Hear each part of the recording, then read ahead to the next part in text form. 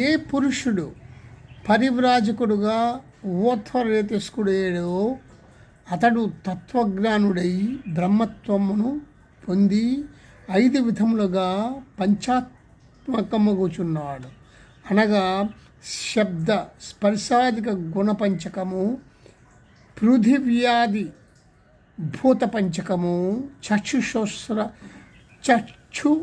శ్రోత్రాది జ్ఞానేంద్రియ పంచకము, walk పుణ్యాది కర్మేంద్రియ పంచకము, ప్రాణాపానాది వాయు పంచకము అని వివరణ ఇవ్వబడింది.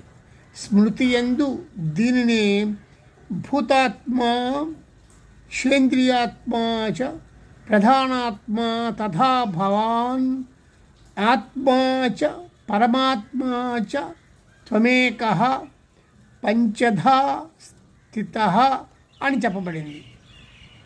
ప్రజ్ఞానుఘనుడైన ఏ పరమ పురుషుడు జగత్తులోనున్న సర్వాన్ని ఒకే సూత్రములో మణి గణాల వలె కూర్చి వ్యాపింపజేశాడు, అతడే పృథివిని, అంతరిక్షాన్ని, 4 దిక్కులను, 4 అవాంతర దిశలను, ఆకాశమును కల్పించాడు. ఆ పురుషుడే భూత భవిష్యత్తులలో శాశ్వతముగా నుండే నశ్వరుడు.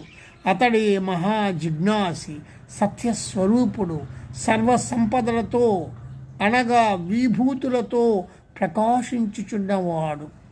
మానవ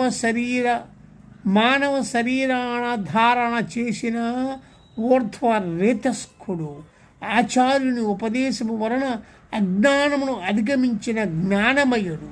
అతడు ఆత్మ సాక్షాత్కారము చేసుకున్న బ్రహ్మవేత్త అవుచున్నాడు. ఓ ఆరుణి, నీ హృదయమందే మనస్సును నిలుపుకొని పరమాత్మతత్వమును జ్ఞానశక్తితో తెలుసుకున్న నువ్వు మరి మృత్యుముఖమున పడవు అని ప్రజాపతి అతనికి బోధించడం జరిగింది.